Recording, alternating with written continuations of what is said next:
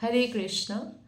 श्रीमद् भागवतम स्कंध 4 अध्याय 5 और आज हम पढ़ेंगे श्लोक नंबर 15 और 16। ओम नमो भगवते वासुदेवाय।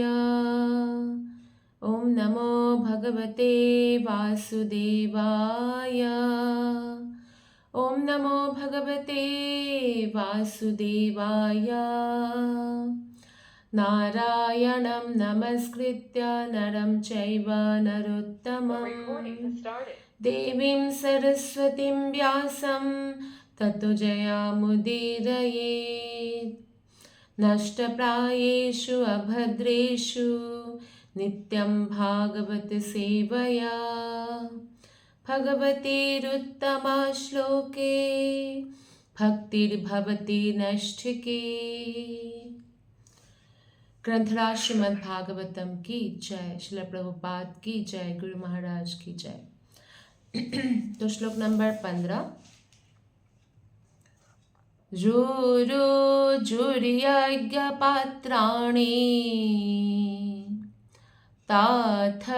तथैकग्निना शायन् कुंडे स्वामुत्रयन् केचित् बिभिदुर्वेदिमेखलः।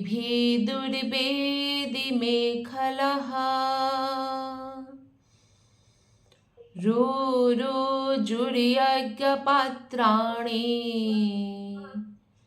तथैकग्निना नाशयन् कुंडे स्वामुत्रयन् केचित् बिभिदुर्वेदिमेखलः।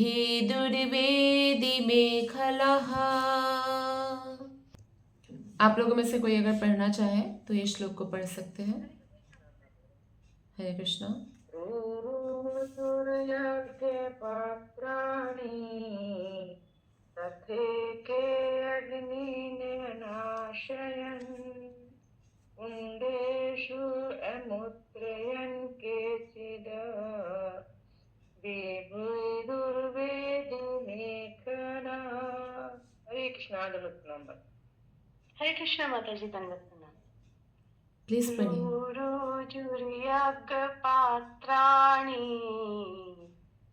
तथैके अग्निकनाशयन् कुण्डेष्वमुत्र्यन् केचित् बिभिर्दुर्वेदिमेखलाः। हरे कृष्णा। दंडवत प्रणाम। Thank you very much. हरे कृष्णा। हरे कृष्णा माता जी। दंडवत प्रणाम। ठीक है, पढ़िए। रुरुजुर्यज्ञपात्राणि तथेके अग्निन् अनाशयन् कुण्डे स्वमुत्रयन् केचित् विविधुर्वेदिमेखला। हरे कृष्णा। दंडवत प्रणाम। All participants are muted. अनुवाद और तात्पर्य श्रील प्रभुपाद के द्वारा। श्रील प्रभुपाद की जय। रुरुजुहु तोड़ डाला, यज्ञ पात्राणी यज्ञ में प्रयुक्त होने वाले पात्र को, तथा इस प्रकार एके कुछ ने अग्निन यज्ञ की अग्नियां अनाशयन बुझा दी, कुंडेशु यज्ञ स्थल में, अमुत्रयन पेशाब कर दिया, केचित किन्हीं ने, बिभिदुहु फाड़ डाला, वेदी मेखलाह यज्ञ स्थल की सीमा रेखाएं। श्लोक नंबर 15 के अनुवाद इस प्रकार है। उन्होंने यज्ञ के सभी पात्र तोड़ दिए और उनमें से कुछ यज्ञाग्नि को बुझाने लगे। कुछ एक ने तो यज्ञस्थल के सीमांकन मेखलाएं तोड़ दी और कुछ ने यज्ञस्थल में पेशाब कर दिया। 16 नंबर श्लोक। अबाधन्ता मुनिनन्ये एके पत्नीरतर्जयन् अपरे जगृहुर्देवान् प्रत्यसन्नान् पलायितान् अबधन्ता मुनिनन्ये एके पत्नीरतर्जयन् अपरे जगृहुर्देवान् प्रत्यसन्नान् पलायितन्। अबाधंता रास्ता रोक लिया, मुनिन मुनियों के, अन्य दूसरे एक के कुछ ने, पत्नी ही स्त्रियों को, अतर्जयन डराया धमकाया, अपरे अन्य जगृहु बंदी बना लिया, देवान देवताओं को, प्रत्यासन्नान निकट ही, पलायितान भागने वाले को। इनमें से कुछ ने भागते मुनियों का रास्ता रोक लिया, किन्हीं ने वहां पर एकत्र स्त्रियों को डराया धमकाया, और कुछ ने पंडाल से भागते हुए देवताओं को बंदी बना लिया। ओम ज्ञानातिमिरान्धस्य ज्ञानाञ्जनशलाकया चक्षुरुन्मीलितं येन तस्मै श्रीगुरुवे नमः। श्रीचैतन्यमनोभीष्टं स्थापितं येन भूतले स्वयं रूपः कदा मह्यं ददाति स्वपदान्तिकं। वन्देऽहं श्रीगुरुः श्रीयुतपदकमलं श्रीगुरुन् वैष्णवांश्च श्रीरूपं साग्रजातं सहगण रघुनाथान्वितं तं सजीवं साद्वैतं सावधूतं परिजनसहितं कृष्णचैतन्यदेवं श्रीराधाकृष्णपादान् सहगण ललिता श्रीविशाखान्वितां च।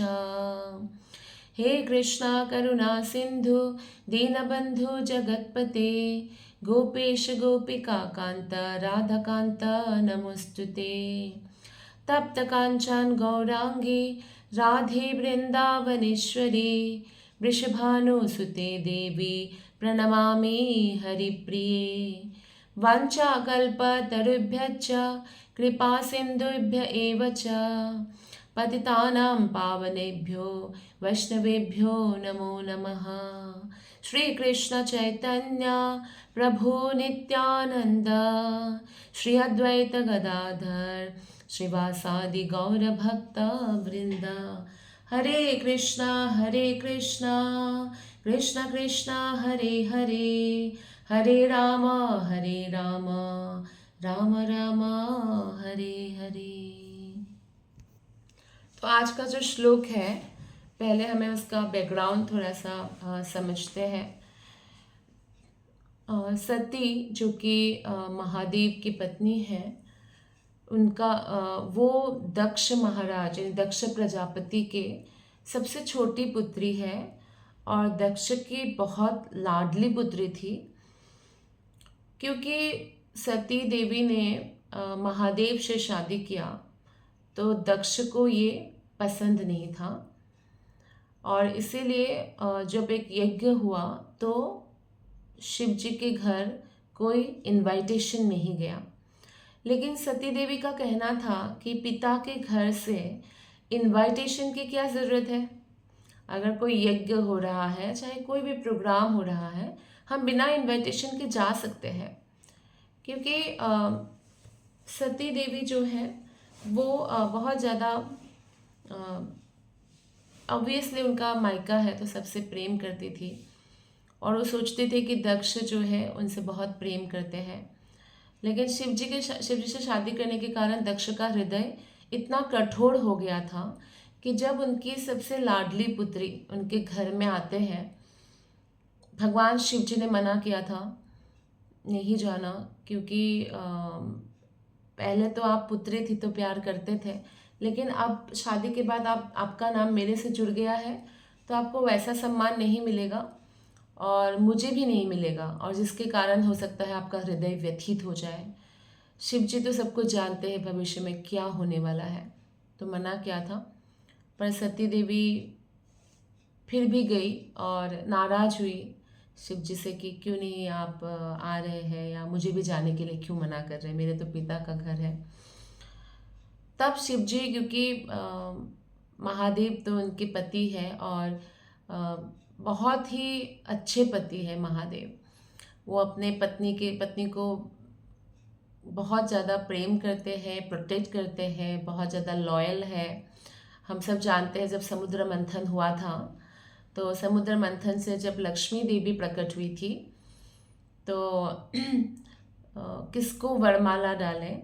तो उसमें जब वो देख रही थी कि इंद्र तो स्वर्ग का राजा है, लेकिन और देवतागण भी सोच रहे थे कि इतनी सुंदर देवी प्रकट हुई, हो सकता है हमें वरमाला डालें। तो लेकिन देखा कि सारे देवतागण जो है नश्वर है, मनुष्य का उम्र कम है, देवताओं का ज़्यादा है, लेकिन वो भी जीवात्मा ही है। तब उन्होंने जब भगवान शिव जी को देखा तो देखा कि ये तो बहुत अच्छे हस्बैंड हैं, वाइफ के लिए बहुत लॉयल है, बहुत प्रेम करते हैं, लेकिन इनका जो ड्रेसिंग सेंस है या वस्त्र है वो थोड़ा अलग है। तो इसलिए वो फिर हाँ, लेकिन जब भगवान विष्णु को देखा, शिव जी नश्वर नहीं है, शिव जी शिव तत्व है, हमेशा रहते हैं। और विष्णु जी को देखा तो देखा कि ये बहुत सुंदर है, बहुत अच्छा ड्रेसिंग सेंस है और परम भगवान है, नश्वर भी नहीं है। लेकिन इनके मन में बहुत वैराग्य है, इनके मन में मेरे प्रति कोई खास प्रेम नहीं दिख रहा है, ऐसा उनको प्रतीत हुआ। फिर भी उन्होंने भगवान विष्णु को वरण किया। इसलिए लक्ष्मी देवी को समुद्र की बेटी कहा जाता है। और इस प्रकार हम देखते हैं कि भगवान शिव जी जो है वो बहुत ज़्यादा अपने पत्नी के प्रति बहुत ज़्यादा वत्सल है या बहुत ज़्यादा प्रोटेक्टिव है। तो उन्होंने अपने गणों को भेजा कि सती देवी को अकेले नहीं जाना चाहिए, पता नहीं वहाँ पे कैसा माहौल हो, तो इसलिए आप ले जाइए, आप लोग भी चले जाइए उसका रक्षा के लिए। लेकिन गण लोग भी क्या करते, सती देवी ने जब देखा कि उनके पिता ने शिव जी का भाग रखा ही नहीं, समस्त देवताओं का भाग रखा, शिव जी जबकि देवों के देव हैं, महादेव हैं, उनका भाग ही नहीं रखा और अपने पुत्री को देखकर भी कोई ग्रीटिंग नहीं किया। तो ये देखकर, अपने ही घर में ऐसा व्यवहार देखकर सती देवी को बहुत दुख हुआ। और सबसे बड़ा दुख ये हुआ कि उनका जो पति है महादेव, उनका पोजीशन एक्चुअली दक्ष प्रजापति से भी वैसे तत्व के हिसाब से देखा जाए तो ऊपर है, क्योंकि शिव जी शिव तत्व है और दक्ष प्रजापति जीव तत्व थे, लेकिन ससुर के रूप में देखा जाए तो ऊपर है। पर फिर भी जमाई राजा को ही बहुत ज़्यादा जो है रिस्पेक्ट किया जाता है, लेकिन नहीं ऐसा हुआ। तो सती देवी तो भौतिक शक्ति है, वो इतनी पावरफुल है, वो भगवान की बहिरंगा शक्ति है, वो इतनी पावरफुल है कि कितने भी ग्रह वो सृष्टि कर सकती है और संहार कर सकती है। लेकिन इसलिए भौतिक संसार के आदि शक्ति भी कहा जाता है देवी दुर्गा को या पार्वती या सती देवी को। चाहती तो वो दक्ष प्रजापति को ही भस्म कर सकती थी, ये उनके लिए कोई बहुत बड़ी बात नहीं थी, लेकिन उनके पिता थे संबंध में, तो ऐसा करना उचित नहीं था। तो इसलिए सती देवी ने कहा और ऊपर से भगवान शिव जी केवल उनके पति नहीं हैं, महान वैष्णव हैं, और दक्ष प्रजापति एक प्रकार से वैष्णव अपराध कर रहे थे, क्योंकि वैष्णवों को प्रति ईर्ष्या होना या उनको देखकर खुश नहीं होना या उनको क्रोध करना, जो क्रोध किया भी था दक्ष प्रजापति ने एक बार जब सभा में बैठे हुए थे, सब देवता लोग दक्ष प्रजापति के आने पर खड़े हुए, शिव जी खड़े नहीं हुए। इसलिए नहीं कि शिव जी सम्मान नहीं देना चाहते थे, शिव जी हमेशा भगवान विष्णु के ध्यान में रहते हैं और जो भगवान के ध्यान में रहते हैं तो उनको ध्यान नहीं रहा, और फिर दक्ष प्रजापति ने सबके सामने पब्लिकली उनको इतना अपमानित शब्दों से संबोधन किया। शिव जी का बहुत बड़ा अपमान, और शिव जी कितना पावरफुल है, जब उनका पत्नी इतना पावरफुल हो, कितना पावरफुल हो, कुछ भी कर सकते थे। लेकिन एक इतना हम्बल है भगवान शिव जी कि उन्होंने सब कुछ सहन किया और वहाँ से निकल गए, क्योंकि जब अपने ऊपर अपमान होता है तो वैष्णव लोग सहन करते हैं, लेकिन दूसरे वैष्णवों पर अपमान होता है या अपने शरणागत वत्सल पर तो सहन नहीं करते हैं। तो इस तरह से वहाँ से निकल गए थे शिव जी। तब भी कुछ कर सकते थे पर नहीं किया उन्होंने। शिव जी काउंटर श्राप भी दे सकते थे, नहीं दिया, कोई श्राप नहीं दिया। और लेकिन अब क्या स्थिति हो गई है, अब सती देवी इतना दुखी हो गई है दक्ष प्रजापति के व्यवहार से कि आपने मुझे ये शरीर दिया है ना, मैं इस शरीर को ही भस्म कर देती हूँ करके अपने ही योग शक्ति से उन्होंने अपने मतलब एक प्रकार से उन्होंने अपना प्राण त्याग दिया। और ये देखकर, क्योंकि उनके अब सारे जो भी अनुचर है शिव जी के, वो सब सती मैया को माता मानते हैं। और जब देखा माता ने देह त्याग दिया और उनके स्वामी शिव जी ने उनकी रक्षा के लिए उनको भेजा था और किस प्रकार अपमान हुआ, यह देखकर अनुचर बहुत क्रोधित हो गए और शिव के समस्त अनुचरों ने यज्ञ स्थल को घेर लिया। वे नाट्य कद के थे और अनेक प्रकार के हथियार लिए हुए थे। उनके शरीर अलग अलग प्रकार के थे, सब एक साइज के भी नहीं थे। और यज्ञस्थल के चारों ओर दौड़कर उत्पात मचाने लगे। तो इस प्रकार ये 15 और 16वें श्लोक में आता है कि उन्होंने यज्ञ के पात्र भी तोड़ दिए। ऑब्वियसली जब जिस यज्ञ में वैष्णव का अपराध हो और जो वैष्णव अपराधी के साथ दे तो वो भी अपराधी माना जाता है। और हंति, निंदंती, वैद्वेष्टि, वैष्णव का 6 अपराध है। सारे अपराध माफ हो जाता है, लेकिन वैष्णव अपराध माफ नहीं होता है। तो इसलिए वैष्णव अपराध के लिए कोई अगर पनिशमेंट मिले तो ये बहुत बड़ी बात है नलिफाई करने के लिए। फॉर एग्जाम्पल, तो हंति, किसी वैष्णव की हत्या करना, तो एक प्रकार से यहाँ पे हत्या ही हुआ। हालांकि अपने इच्छा से प्राण त्यागा सती देवी ने, लेकिन दक्षिण प्रजापति ने रोका नहीं। मतलब एक मनुष्य की बात करते हैं साधारण, दूसरा मनुष्य उनके सामने दुखी होकर फांसी लगा लेते हैं और सामने वाले रोकते भी नहीं, या विष खा लेते हैं और सामने वाले रोकते भी नहीं, तो इसका मतलब क्या हुआ? आप मृत्यु को रोका नहीं, मतलब मृत्यु में शामिल हुए, तो हंति हो गया। निंदंती, निंदा तो बहुत करते हैं दक्ष प्रजापति शिव जी के। वे द्वेष्टि, द्वेष करते हैं, ईर्ष्या भी करते हैं। वैष्णवों को देखकर ना अभिनंदती, किसी भी वैष्णव को देखकर हमें अभिनंदन करना चाहिए, खासकर जब उस वैष्णव को आप जानते हैं।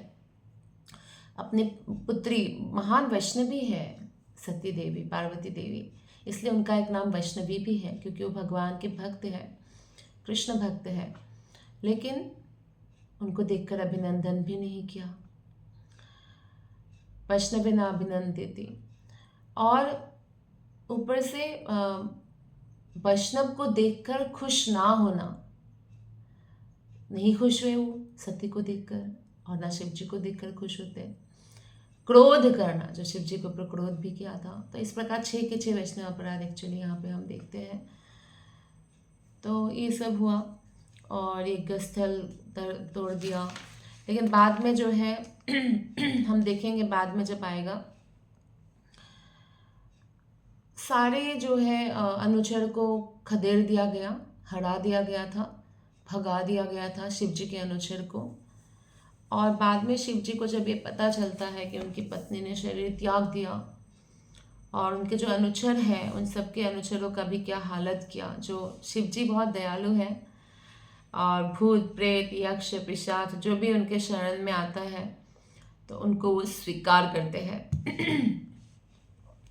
और इस प्रकार जो है उन लोगों का भी उद्धार होता है। हम जानते हैं कि शिव जी इतने शरणागत वत्सल हैं। अब देखिए, असुर लोग कृष्ण की पूजा तो नहीं करेंगे, भगवान नारायण की पूजा नहीं करते असुर लोग।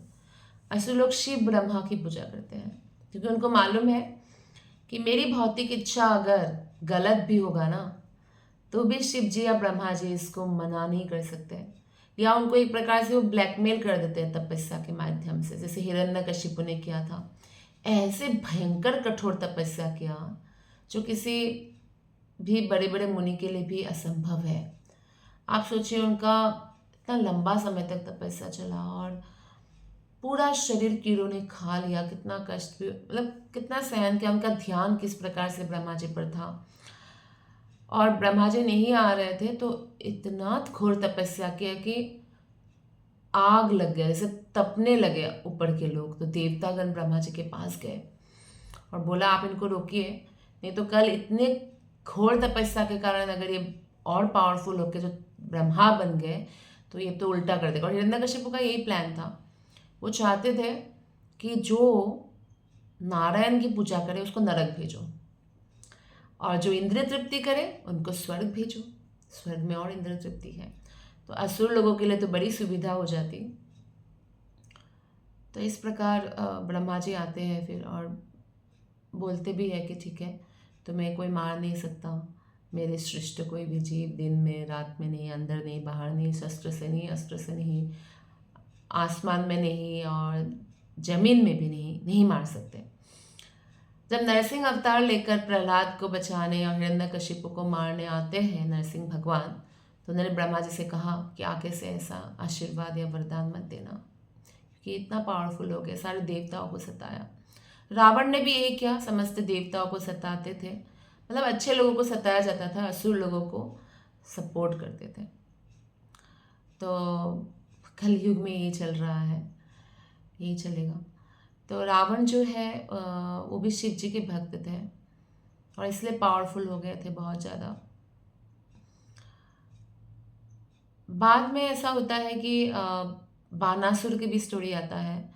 बानासुर ने भी इतनी कठोर तपस्या किया था, उनका 1000 हाथ से ड्रम बजाकर शिव जी के लिए स्तुति गाया और संतुष्ट हो गए शिव जी। तो बानासुर ने ये प्रॉमिस भी मांगा था कि आप मुझे हमेशा मेरे, एक्चुअली ये वरदान मांगा था कि मुझे मेरे समकक्ष कोई योद्धा मिल जाए।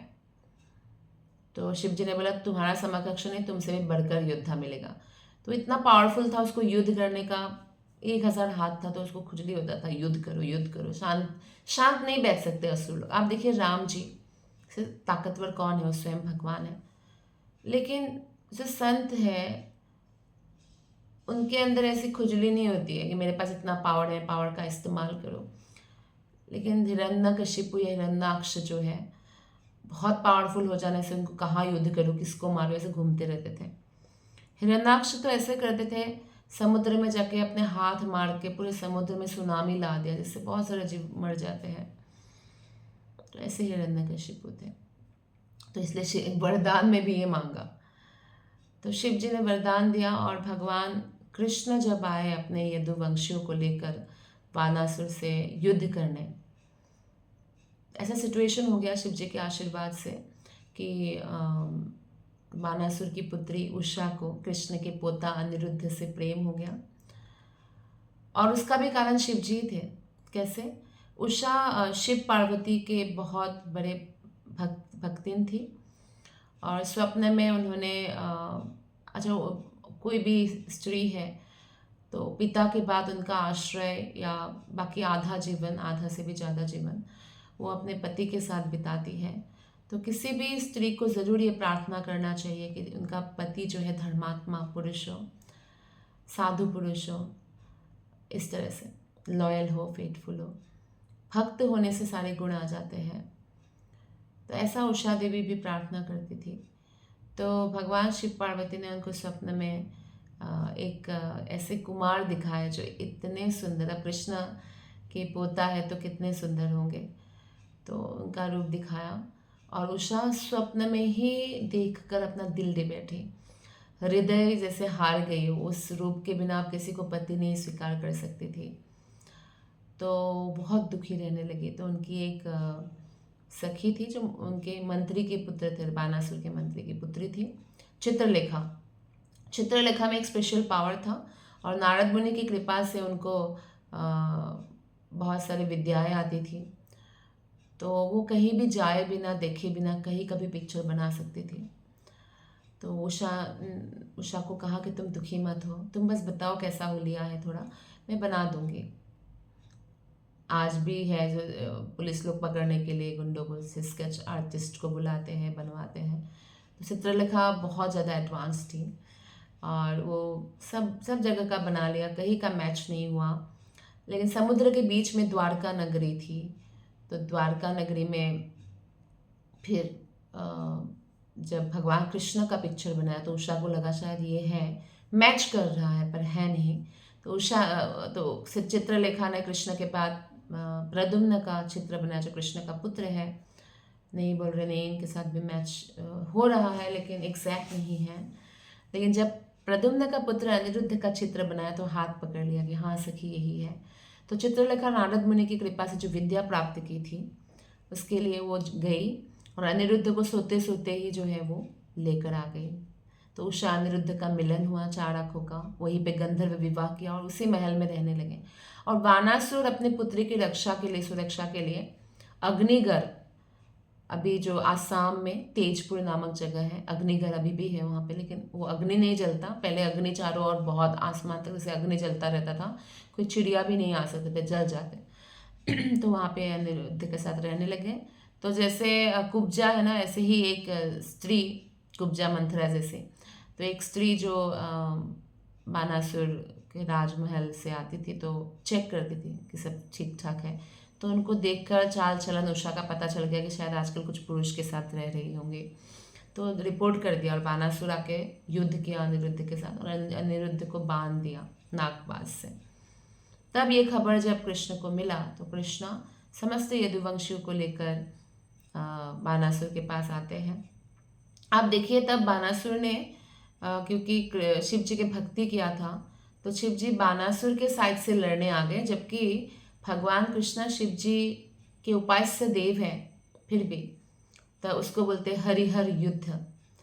अब इसमें कोई भी जीवात्मा भगवान नारायण को अत्यंत प्रिय है, क्योंकि सारे जीवात्मा भगवान के अंश है। अहम बीज प्रद पिता, भगवान कहते हैं मैं बीज प्रदान करने वाला पिता हूँ सबका, मैं ही माता धाता पितामह हूँ। तो जब भगवान कृष्ण आए और शिव जी ने क्या किया, बानासुर के साथ से युद्ध करने के लिए नरक के ब्रह्म राक्षस या नरक के बहुत सारे सेनाओं को भी बुला लिया एक्चुअली, ताकि कृष्ण के सामने युद्ध करके सबका उद्धार हो जाए, सीधा नरक से वैकुंठ।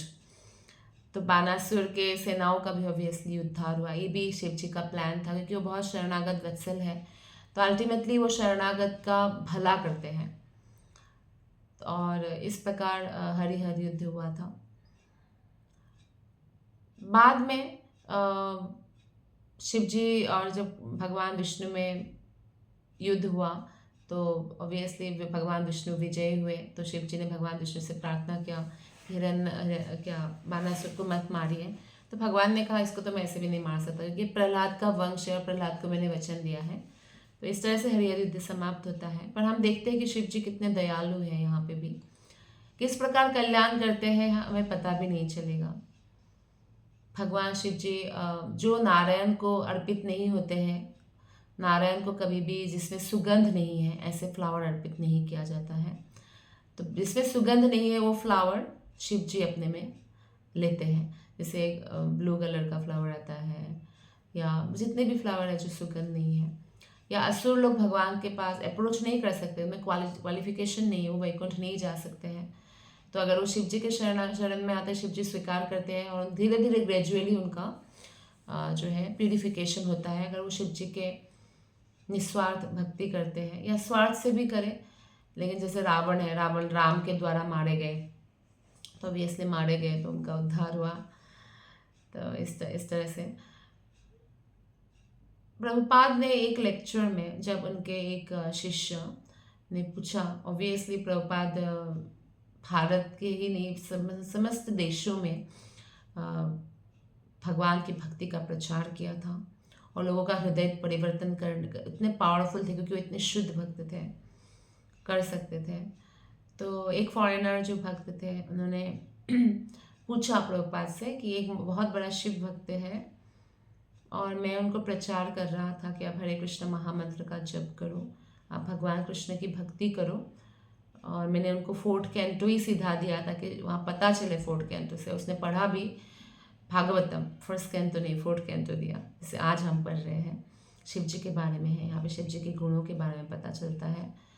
तो उन्होंने पढ़ा और पढ़ के बोला कि मैंने देखा कि भगवान के बहुत प्रिय है भगवान शिव जी, और भगवान शिव जी भगवान कृष्ण की उपासना करते हैं, और जो वैष्णव है जब हम उनकी सेवा करते हैं तो कृष्ण प्रसन्न होते हैं। तो इसलिए मैं शिव जी की भक्ति करूँगा, शिव जी की सेवा करूँगा और इस तरह से कृष्ण को प्रसन्न करूँगा।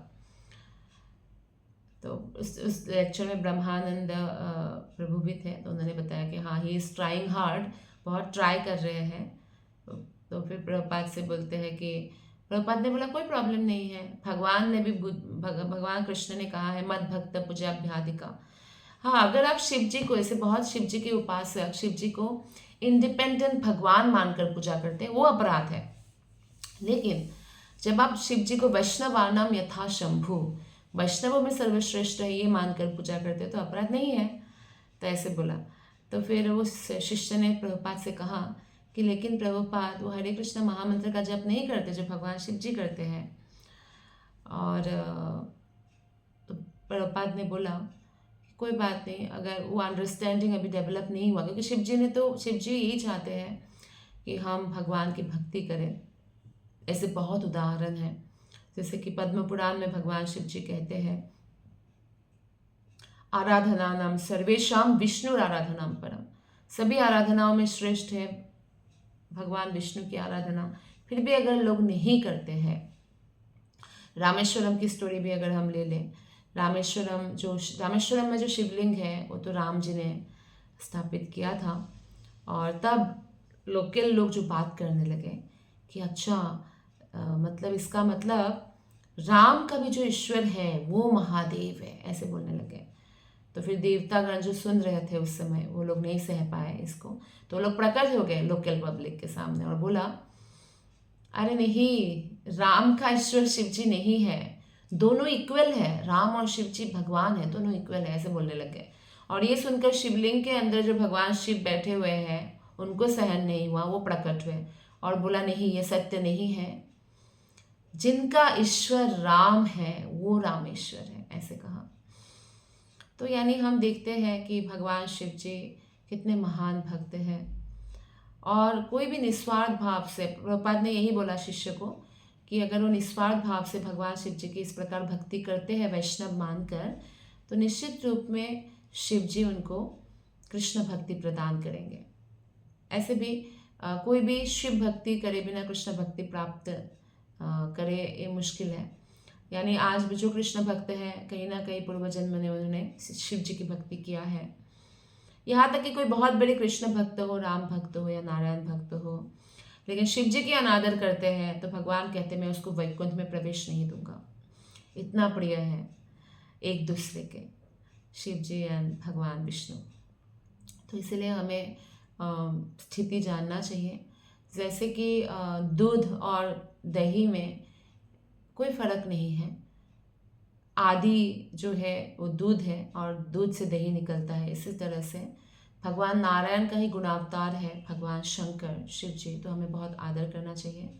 एक उदाहरण आता है वृंदावन के मदन मोहन मंदिर में, जब सनातन गोस्वामी रह रहे थे तब एक बहुत बड़े शिव भक्त वृंदावन में रहते थे। बहुत सुंदर ब्राह्मण थे वो, नियमों का पालन करते थे, पर उनकी पुत्रियाँ थी जिनकी विवाह के लिए वो चिंतित थे। तो भगवान शिव जी से ही प्रार्थना करते थे और निस्वार्थ एक्चुअली वो भक्त थे। तो भगवान शिव जी ने उनको स्वप्न दिया कि जाओ मदन मोहन मंदिर में सनातन गोस्वामी रहते हैं, उनके पास जाओ, तुम्हारा जो भी चिंता है वो दूर हो जाएगा। उनके पास बहुत मूल्यवान वस्तु है, उनसे मांगो। तो सनातन गोस्वामी को जाके उन्होंने ये नहीं कहा कि सबसे मूल्यवान वस्तु क्या है वो मुझे दीजिए, उन्होंने कहा कि मेरी बेटियों का विवाह कराना है, मैं बहुत चिंतित हूँ, कि आपके पास कोई मूल्यवान वस्तु है जिससे मुझे विवाह करने में मदद मिले। तो सनातन गोस्वामी जो हमेशा भगवान के स्मरण में और जब कीर्तन में लीन रहते थे, उन्होंने कहा अच्छा शादी कराने के लिए चाहिए, ठीक है, वो कचरा है ना, कचरे के उसमें एक पारस पत्थर होगा, ऐसा पत्थर कुछ भी आप स्पर्श करें तो सोना बच जाएगा। मैं आशा करता हूँ कि इससे आपका जो है शादी का प्रॉब्लम दूर हो जाएगा, आप शादी करा देंगे धूमधाम से। तो ब्राह्मण बहुत प्रसन्न हुए और पारस पत्थर लेकर चले गए। तो शिव जी ने सोचा कि इसको मैंने क्या लेने भेजा था और ये क्या लेके आ गए। तो फिर स्वप्न दिया कि अगर पारस पत्थर इतना बहुत मूल्यवान होता तो कचरे में क्यों फेंक कर रखा था, यानी उसके कुछ काम का नहीं है। तो आप फिर से वापस जाओ ये पत्थर लेकर और पूछो क्या इससे मूल्यवान कुछ है या सबसे मूल्यवान वस्तु आपके पास क्या है, वो मुझे चाहिए। तो ये ऐसा ही किया ब्राह्मण ने। तो सनातन गोस्वामी ने कहा अगर सबसे मूल्यवान वस्तु आपको चाहिए तो आपको ये पारस पत्थर यमुना के पानी में फेंक कर आना होगा। आपने देखा होगा मदन मोहन मंदिर एकदम यमुना के तट पर है। अभी तो यमुना का जल काफ़ी कम हो गया है, लेकिन जब बाढ़ आ गया था यमुना में, तो मदन मोहन मंदिर के पास से ही वो इतना ज़्यादा, मतलब यमुना जी इतनी बड़ी थी पहले, तो यमुना एकदम स्पर्श करते हैं जैसे मंदिर को, ऐसे बह रही थी। तो वहाँ फेंक दिया। फेंकने के बाद जब आए सनातन गोस्वामी से कहा कि अब मुझे सबसे मूल्यवान वस्तु चाहिए, इस बार मैं चीटर नहीं हो सकता, मुझे सबसे मूल्यवान चाहिए। तो सनातन गोस्वामी ने कान में बोला हरे कृष्ण कृष्ण कृष्ण हरे हरे, हरे राम राम राम हरे हरे, ये सबसे मूल्यवान है, इसका जप करें आप निरंतर। तो ब्राह्मण एक प्रकार से दीक्षित हो गए सनातन गोस्वामी से और फिर वो कृष्ण भक्त बन गए। यानी कहने का तात्पर्य है कि भगवान शिव जी का कोई अगर शुद्ध भक्ति करते हैं, अनन्य भक्ति करते हैं, या कह सकते हैं कि निस्वार्थ भक्ति करते हैं, तो उनको अंत में कृष्ण भक्ति प्राप्त जरूर होगा। और इसलिए प्रभुपाद ने उस लेक्चर में बोला था, जब शिष्य ने प्रश्न किया कि आप चिंता ना करें उनके लिए, क्योंकि वो शिव जी की निस्वार्थ भक्ति में है, तो ग्रेजुअली उनको कृष्ण भक्ति ज़रूर मिलेगा। भगवान शंकर वो अंडरस्टैंडिंग उनके अंदर डेवलप करेंगे, क्योंकि वो उनके वत्सल, बहुत शरणागत वत्सल है। आप देखिए भगवान शिव जी इतने अच्छे पति हैं कि कोई भी स्त्री जब 16 सोमवार करती है तो यही प्रार्थना करती है कि ये भगवान शंकर आप जैसा पति प्राप्त हो। एक्चुअली यही प्रार्थना करना चाहिए, क्योंकि शिव जैसा पति का मतलब क्या है, शिव जी तो कैलाश पर्वत में रहते हैं, सोने के महल में तो नहीं रहते हैं, या वो ड्रेस जो पहनते हैं वो हम जानते हैं, लेकिन वो महान वैष्णव है। गुण, उनके कैरेक्टर और उनका जो पत्नी के प्रति भावना, तो ये सब एक भक्त जब 16 सोमवार करती है तो प्रार्थना करती है। लेकिन आज जो कोई शिव जी के व्रत भी करती है लड़कियां, तो कुछ अजीब से प्रार्थना करती है, सबसे अमीर हो, सबसे सुंदर हो। आप अगर हम शिव जी को शिव जी जैसा पति नहीं मांगेंगे, भक्त पति नहीं मांगेंगे, तो फिर अगर अमीर भी होंगे, सुंदर भी होंगे, कैरेक्टर खराब होंगे, अंडरस्टैंडिंग नहीं होंगे, लॉयल फेथफुल नहीं होंगे, तो क्या करेगा इंसान। तो इसलिए हर जो अविवाहित है कम से कम उनके लिए कि वो भगवान से प्रार्थना करें कि उनको भगवान के भक्त पति मिले, नहीं तो जीवन नरक हो जाएगा।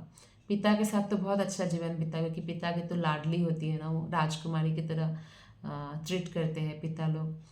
भले ही वो अपने पत्नी को कैसा भी ट्रीट करें, लेकिन बेटी को बहुत अच्छा ट्रीट करते हैं। बहुत अच्छे लोग हैं जो पत्नी, माता, पुत्री सभी स्त्रियों को बहुत अच्छे से ट्रीट करते हैं, लेकिन बेटियों के प्रति बहुत ज़्यादा वात्सल्य होता है पिता का।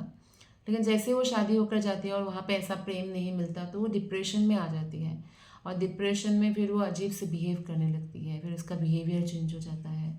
तो इसलिए हमें मांगना चाहिए कि भक्त परिवार मिले, भक्त पति मिले, एटलीस्ट हम भक्ति कर सकें। और भक्ति अगर कर सकेंगे तो हमें बार बार जन्म नहीं लेना पड़ेगा। हालांकि हमारा भाग्य इसमें बहुत काम करता है, डेस्टिनी, जैसा हम कर्म करके आए हैं उस हिसाब से हर व्यक्ति को जीवन साथी मिलते हैं। लेकिन प्रार्थना शक्ति में भी बहुत शक्ति है, भक्ति में बहुत शक्ति है। तो इस प्रकार जो है हमें भक्तों का संगति की कामना करना चाहिए, जीवन भर शुद्ध भक्त की संगति मिले हमें।